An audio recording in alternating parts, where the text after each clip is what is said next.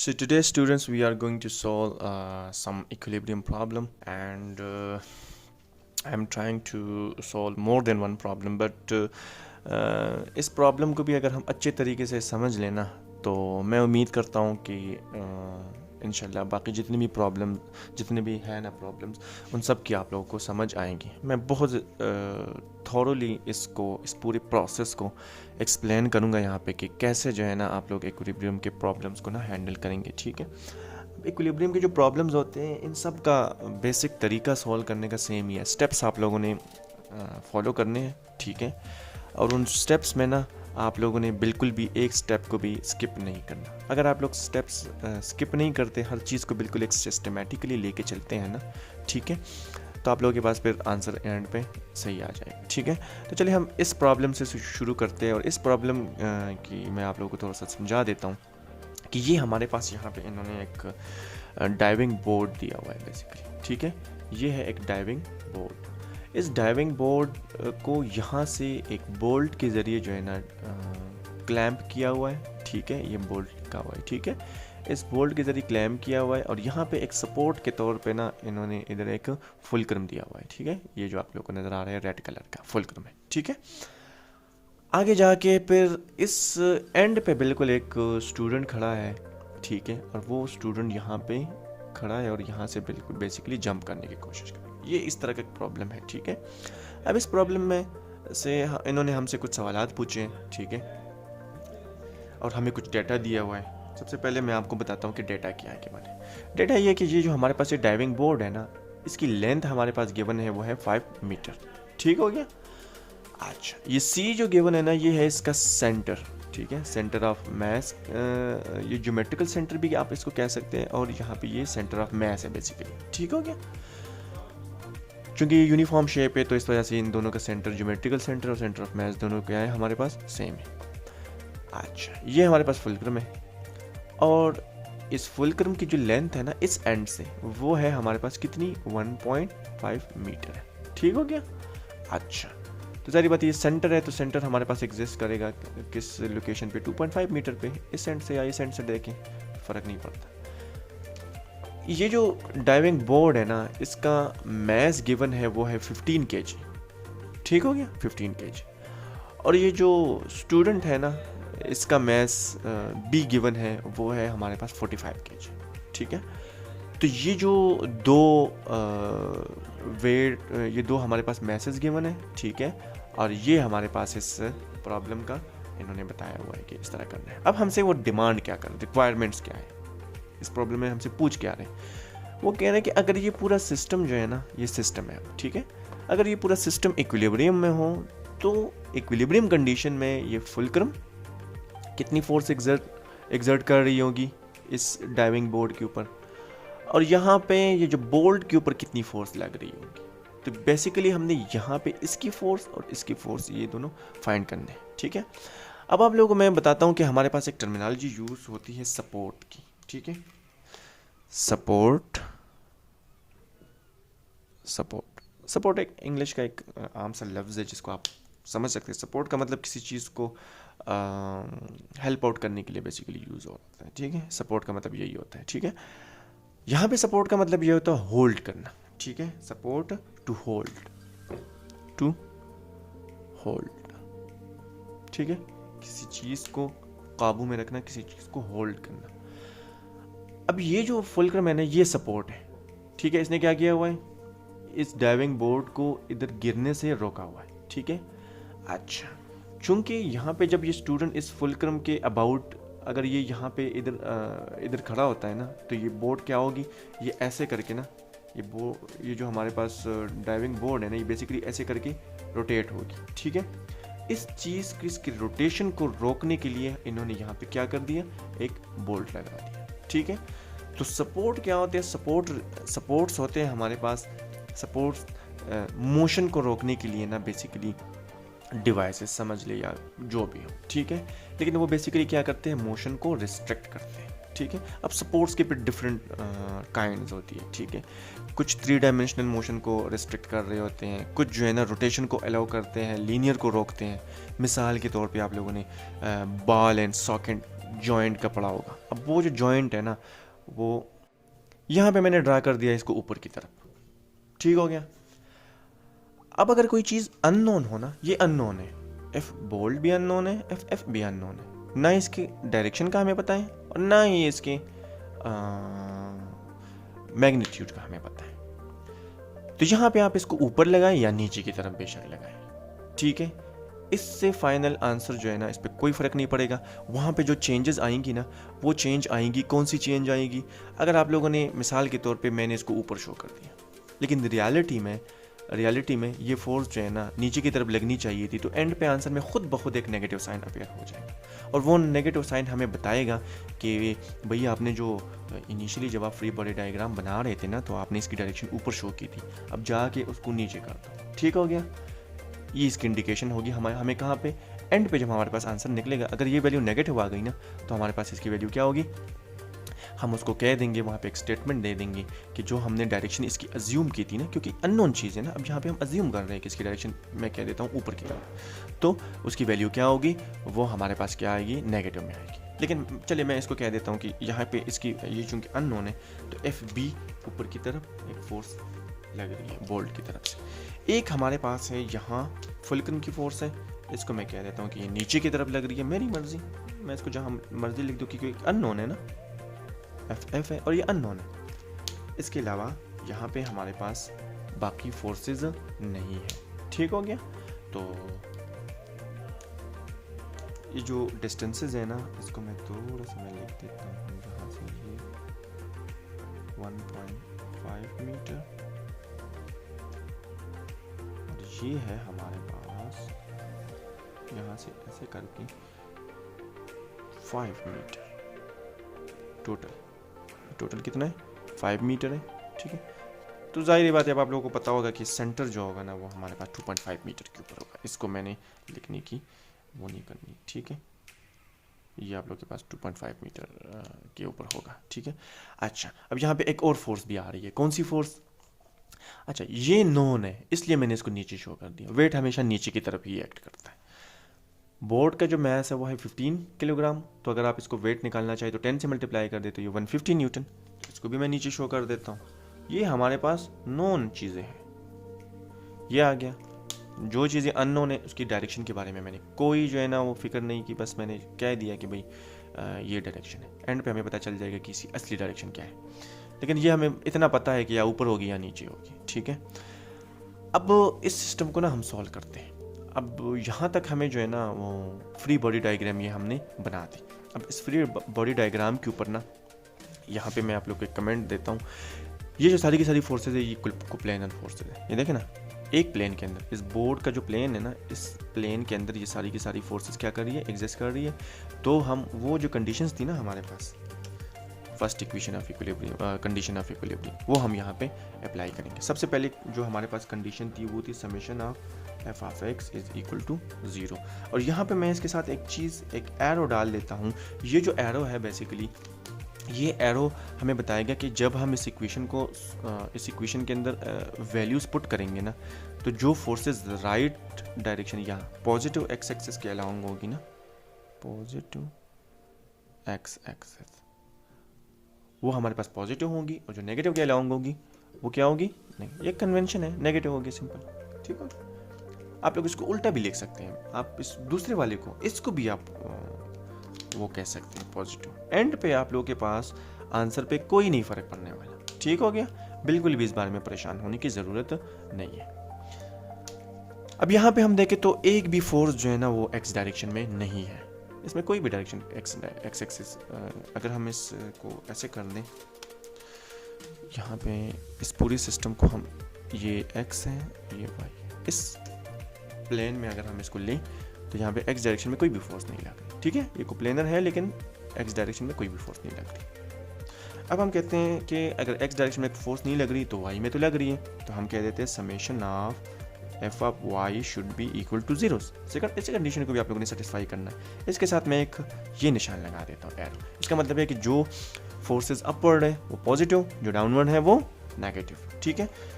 अब यहाँ पे जो हमारे पास फोर्सेस एग्जिस्ट कर रही है ये सारी, तो इसलिए मैं इसको एक्सपेंड करता हूँ। इसका मतलब है समेशन, ठीक हो गया, सम करना चीज़ों को जमा करना है, ऐड अप करना है। अब इस इक्वेशन को मैं एक्सपेंड करता हूँ, ठीक है, और इसके अंदर मैं क्या लिखता हूँ, वैल्यूज़ डालता हूँ, ठीक है। तो वर्टिकल फोर्सेस में हमारे पास सबसे पहली फोर्स कौन सी है, एफ बी, जो कि अपवर्ड है, इसलिए मैंने इसको पॉजिटिव लिख दिया, ठीक हो गया। अच्छा, अब हमारे पास 3 फोर्सेस मजीद लग रही है। एक है फुलकम की फोर्स, चूँकि ये डाउनवर्ड है इसलिए मैंने इसको लिख दिया एफ एफ, और एक है हमारे पास ये 150 न्यूटन, ये भी डाउनवर्ड लग रही है, और एक है हमारे पास 450, सॉरी ये न्यूटन हटा दे, यहाँ पे आप लोग अगर यूनिट ना लिख के तो बेहतर, लिखने की ज़रूरत नहीं है, हटा ही दे इसको। 150 minus 450 should be equal to 0 in order to hold the system in equilibrium, ठीक हो गया। तो अब मैं क्या करता हूँ, F B minus F F कर देता हूँ, बाकी दो जो क्वांटिटीज़ है ना उसको मैं उस साइड पे शिफ्ट कर देता हूँ, तो ये हो जाएंगी 450 प्लस 150, यहाँ पे हमारे पास वैल्यू आएगी F F is equal to 450 plus 150, तो ये हमारे पास बन जाता है क्या, 600, ठीक हो गया, ठीक है ना। अच्छा हाँ, तो ये एक हमारे पास इक्वेशन आ गई। अब इसमें दो चीज़ें अननोन है, एक है एफ एफ और एक है एफ बी, जो कि हम फाइंड करने की बेसिकली ये हमारा गोल भी है, डिटरमिन करने की कोशिश कर रहे हैं। तो अब हम करते हैं, को हमने लगा दिया। अब हमारे पास एक और कंडीशन है, वो है summation of torque should be equal to 0। अब यहाँ पे मैं इसके साथ एक सिंबल लगा देता हूँ, मैं कह देता हूँ कि हमारे पास ये जो ऐसे करके है ना, दिस शुड बी पॉजिटिव। अब इस सिंबल का कन्वेंशन का मतलब क्या है, ये जब हम ओपन करेंगे ना, जो हमारे पास एंटी क्लॉकवाइज डायरेक्शन में टॉर्क्स लग रही है वो हमारे पास पॉजिटिव होंगी, और जो क्लॉकवाइज लग रही है वो हमारे पास क्या होगी, नेगेटिव होगी, ठीक हो। सिंपल मतलब है इसका। ये आप उल्टा भी ले सकते हैं, आप क्लॉकवाइज को नेगेटिव ले लें, पॉजिटिव ले लें, एंटी क्लॉकवाइज को नेगेटिव ले लें। यहाँ पे स्टूडेंट का एक सवाल आता है कि sir anti clockwise, why should clockwise negative क्यों है, एंटी क्लॉकवाइज पॉजिटिव क्यों है, ठीक है।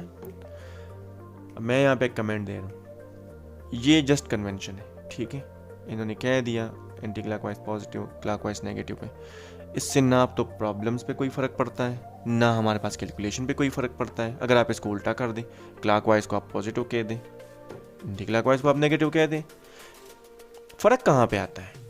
ये नहीं है कि इसको उल्टा करने से फ़र्क आता है, फ़र्क तब आता है अगर आप एक सिस्टम सोल्व कर रहे हैं, ठीक है, और आपने पहले कह दिया कि क्लॉकवाइज नेगेटिव है, एंटी क्लॉकवाइज पॉजिटिव है, और जब आप सॉल्व कर रहे हैं प्रॉब्लम तो कर क्या रहे हैं आप, गलती आप क्या करते हैं, किसी जगह पे क्लॉकवाइज को नेगेटिव ले लिया, किसी दूसरी जगह पे जाके क्लॉकवाइज को एक ही प्रॉब्लम के अंदर आपने पॉजिटिव ले लिया। तो अगर आप इसमें कंसिस्टेंट नहीं है ना, तो आपका जो आंसर है वो गलत आएगा। अगर आप कंसिस्टेंट होके काम करें, बेशक आप इसको पॉजिटिव ही कह दें इसको, और इसको नेगेटिव कह दें, दोनों से आंसर सेम आएगा अगर आप कंसिस्टेंट हैं। सारे को सारी अगर क्लॉकवाइज को आपने नेगेटिव कह दिया, तो जितनी भी क्लॉकवाइज टॉर्क्स हैं उन सबको आप नेगेटिव करेंगे, और जब आपने एंटी क्लॉकवाइज को पॉजिटिव कह दिया, तो एक ही उसी सिस्टम के अंदर जिस तरह हम ये सॉल्व कर रहे हैं ना, अब यहाँ पे जितनी भी क्लॉकवाइज टॉर्क्स हैं, अगर मैंने इसको पॉजिटिव कह दिया, अब यहाँ पे मैंने एंटी क्लॉकवाइज को पॉजिटिव कहा है, तो यहाँ पे जितनी भी एंटी क्लॉकवाइज टॉर्क्स है ना, उन सारों को मैं क्या करूँगा, पॉजिटिव लूँगा, और क्लॉकवाइज को मैं क्या लूँगा, नेगेटिव लूँगा। लेकिन अगर मैं उल्टा कर दूँ, तो फिर मैं अगर सारों को मैं क्लॉकवाइज को अगर मैं पॉजिटिव ले लूँ और एंटी क्लॉकवाइज को नेगेटिव ले लूँ, तो आंसर पे कोई नहीं फ़र्क पड़ने वाला, ठीक हो गया। तो यहाँ पे लोग मुख्तलिफ़ किस्म के जो है ना, वो डिफरेंट किस्म के आंसर्स दे रहे होते हैं कि जब हम किसी बॉटल को उठाते हैं, ठीक है, मिसाल के तौर पर सामने ये कर देता हूँ कि ये जो बॉटल है, और इसको हम ऐसे करके ना ये एंटी क्लॉकवाइज घुमाते हैं, तो ये जो है ना ये ऊपर की तरफ जा रहा है, तो इसको हम पॉजिटिव इसलिए कहते हैं। भाई ये कोई रीज़न नहीं है, कोई लॉजिक नहीं है इस बात में। वो ऊपर की तरफ ये बॉटल का जो वो है ना, हेड है, ढक्कन है, वो इसलिए ऊपर जा रहा है कि वहाँ पे थ्रेड्स ही ऐसे बने हुए हैं, ठीक है। तो उसको खैर चले छोड़ दें, साइड पे कर दें। बहरहाल कहने का मतलब ये है, इसकी कोई लॉजिकल रीज़न नहीं है, कोई लॉजिक्स नहीं है इसकी, ये सिर्फ और सिर्फ कन्वेंशन है इक्वेशन को करने के लिए, दैट्स इट। अच्छा, अब हम करते हैं इसको ओपन। ठीक है, तो टार्क के बारे में आप लोगों ने कहा कि मोमेंट आर्म, अब चूंकि ये कोप्लेनर फोर्सेस है तो यहाँ मैं इसको मैग्नीट्यूड के फॉर्म में भी लिख सकता हूँ। ठीक है, क्लॉकवाइज एंटी क्लॉकवाइज के उसमें। ठीक है, अच्छा, अगर ये 0 है तो इसका मतलब ये होगा कि समेशन ऑफ टार्क क्लॉकवाइज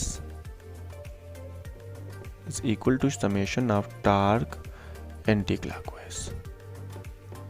ठीक हो गया, कोप्लेनर टार्क से फोर्सेज अगर सारी कोप्लेनर लग रही है तो फिर ये कंडीशन जो है ना एक्सपेंड होकर इस कंडीशन में कन्वर्ट हो जाएगी। ठीक है, अच्छा, तो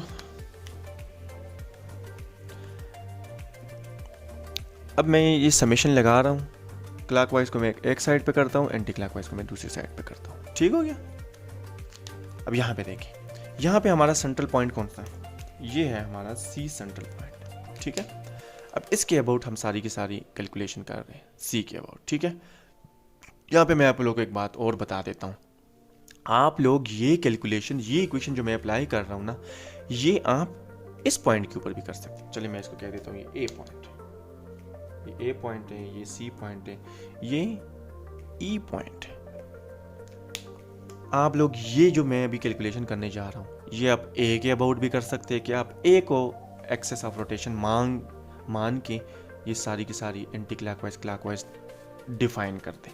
ठीक हो गया, या आप जो है ना सी को भी एक्सेस ऑफ रोटेशन मान के एंटी क्लॉकवाइज क्लॉकवाइज टार्क्स जो है ना इस इक्वेशन के अंदर लिख सकते हैं।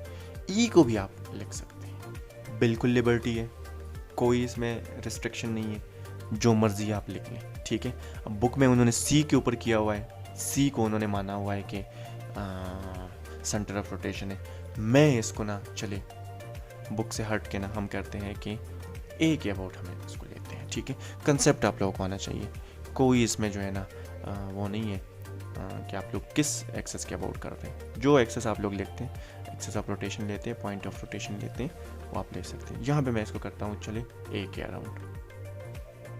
तो मैंने सिलेक्ट कर दिया कौन सा, summation of torques about a point, यहाँ पे मैंने लिख दिया ए पॉइंट के अराउंड में ये सारी चीज़ें कैलकुलेट कर रहा हूँ। तो अगर ए के अराउंड हम देखें, ठीक है, तो ई मल्टीप्लाई ई, ये फोर्स है, इसका मोमेंट आर्म क्या बनता है, E multiply by this 5 metre is equal to, sorry E नहीं, यहाँ पे फोर्स कौन सी लग रही है, सॉरी 450, और ये है क्या, ये है एंटी क्लॉकवाइज। ठीक हो गया, ये ऐसे करके ना ये जो 450 न्यूटन है ना, ये ऐसे करके इस सिस्टम को रोटेट करेंगे। तो ये पॉजिटिव है, इसलिए मैं इसको एंटी क्लॉकवाइज वाली साइड पे लिख देता हूँ। ये है 450 मल्टीप्लाई बाय व्हाट 5 मीटर। ठीक हो गया, अच्छा 150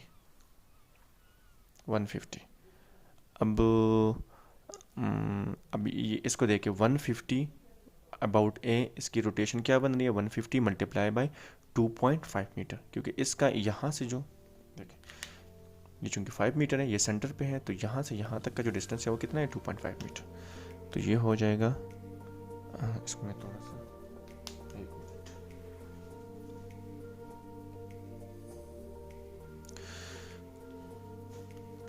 अगर ये एंटी क्लॉकवाइज को मैं इस साइड पे लिख देता हूँ, उसको एंटी क्लॉकवाइज को उस साइड पे लिख देता हूँ, तो कोई फ़र्क नहीं पड़ता, इक्वेशन को आप लोग एक्सचेंज कर सकते हैं साइड्स को। ठीक है, 150 मल्टीप्लाई बाई 2.5 और अब यहाँ पे देखें एफ है ना, एफ के अबाउट किसी अबाउट रोटेशन, ए के अबाउट रोटेशन, तो ये कितनी बनती है, F multiply by 1.5 plus F multiply by 1.5 is equal to 0। ठीक हो गया, सिंपल है, इसमें कोई इतनी बड़ी कैलकुलेशन नहीं है। अब आप इसको कैलकुलेट करें तो ये हमारे पास बन जाता है कितना, ये आ जाता है 40 और ये है 2 और ये है 2250। ठीक हो गया, 2250 आ जाता है। ये कितना आ जाएगा, मेरे पास आ जाता है 375। ठीक हो गया, आप लोग कर ले, फिर आप आसानी से समझ आ जाएगी। ठीक है, और ये है हमारे पास F multiply by 1.5 is equal to 0। ठीक हो गया, अच्छा अब इस सारी को ना, ये जो चीज़ है ना, इसको आप लोग को साइड पे शिफ्ट कर दे, तो तो ये हो जाएगा F F multiply by 1.5 is equal to minus 2250 and minus 375। ठीक हो गया, दोनों माइनस है, दोनों को प्लस कर दें, इसकी आप लोगों के पास वैल्यू आ जाएगी। क्या वैल्यू बनती है इसकी?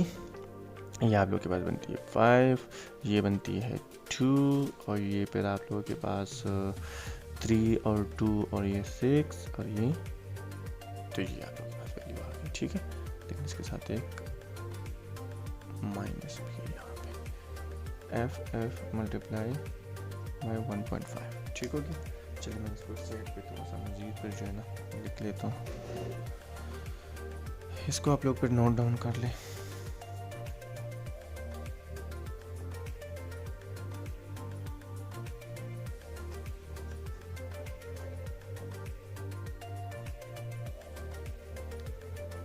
ये आप लोगों के पास वैल्यू आई थी F F multiply by 1.5 is equal to minus 220 minus 375, और इससे आप लोगों के पास आती है वैल्यू 5, और ये 2 7 और 4 प्लस 5 12 1। ठीक हो गया, 3 और 2 5 और ये 6 हो गया, और ये 2 हो गया, ये वैल्यू आ गई। अच्छा, और इसको फिर 1.5 से डिवाइड भी कर दें, तो ये आप लोग के पास बन गई वैल्यू क्या, एफ एफ, और ये वैल्यू आपके पास आती है। ठीक है, इसकी तो ये आप लोग के पास, आप लोग ये सारी कैलकुलेशन कर दें तो ये वैल्यू आती है माइनस 750 न्यूटन। ठीक हो गया। अब आप लोगों ने यहाँ पे देख लिया कि ये वैल्यू हमारे पास क्या आ गई, नेगेटिव आ गई। अब इस नेगेटिव का मतलब क्या है, जिस तरह मैंने पहले बताया था कि ये जो डायरेक्शन हमने ली है ना एफ एफ की, बेसिकली इसकी ये डायरेक्शन नहीं है। मैग्नीट्यूड तो ये सही है, 750 न्यूटन है। आप इसको फिर वेरीफाई कर ले, अगर इसमें थोड़ा सा कैलकुलेशन मिस्टेक हुआ हो तो उसके लिए पहले से सॉरी कर रहा हूँ। ठीक है, लेकिन तरीका यही है। बहरहाल अब ये जो इसकी ये डायरेक्शन हमने ली थी ना, बस आप लोग यहाँ पे ना ये समझ लें कि इसकी जो एक्चुअल प्रॉब्लम में डायरेक्शन बनती है ना वो है ऊपर की तरफ। आप लोगों ने इसको उल्टा कर देना। नेगेटिव साइन का मतलब ये है कि इसकी उल्टी डायरेक्शन आप लोगों ने लेनी।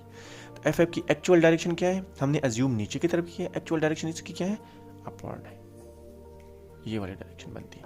ठीक है, लेकिन आप लोग एक दफ़ा अगर आप लोगों ने पूरी बार डायग्राम बना दी तो इसमें दोबारा चेंजेस की ज़रूरत नहीं है।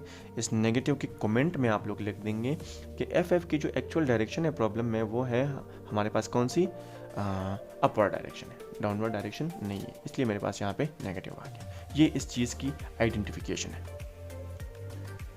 बाकी आप लोगों के पास और क्या क्या बच जाता है, हमने वो किया था, इक्वेशन है उसको बस फर्दर दूसरी इक्वेशन में आप लोगों ने पुट करना है। अच्छा, यहाँ पे मैंने लिख दिया है इसको। ठीक है, एफ एफ हमारे पास इक्वल है किस चीज़ के, माइनस 1750 न्यूटन, और ये जो इससे पहले हमारे पास पिछली एक इक्वेशन आई थी वो थी F B minus F F is equal to 600 newton. ठीक है, तो सिंपली इस वैल्यू को उठा के इधर पुट कर दें तो आप लोगों के पास एफ बी की वैल्यू आ जाएगी। सो एफ बी माइनस, अब ये जो एफ एफ है ना, इसके अंदर ये वैल्यू पुट कर दें, minus 1750 is equal to 600 newton. ठीक हो गया। So F B plus 1750 is equal to 600, और एफ बी 600 माइनस 1750। ठीक हो गया। तो इसकी आप लोगों के पास वैल्यू बन जाती है, क्या वैल्यू बन जाती है, ये आप लोग की बन जाती है 1150 बन जाती है वैल्यू। सो ये आप लोगों के पास वैल्यू क्या बन जाती है, 1150 न्यूटन। ठीक हो गया। इसके साथ भी माइनस आ गया लकीली।